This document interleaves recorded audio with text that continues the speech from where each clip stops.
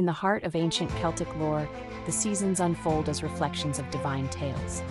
The Morrígan, the Phantom Queen, stands at the battlefield's edge, her crows circling ominously as she foretells the fates of warriors. Her presence marks the cycle of death and rebirth, mirroring nature's eternal dance. Nearby, the Tuatha de Danann dwell in the otherworld, a realm of shimmering beauty and eternal dusk. They bring knowledge and magic to mortals, teaching secrets of metallurgy and agriculture, shaping early Irish culture.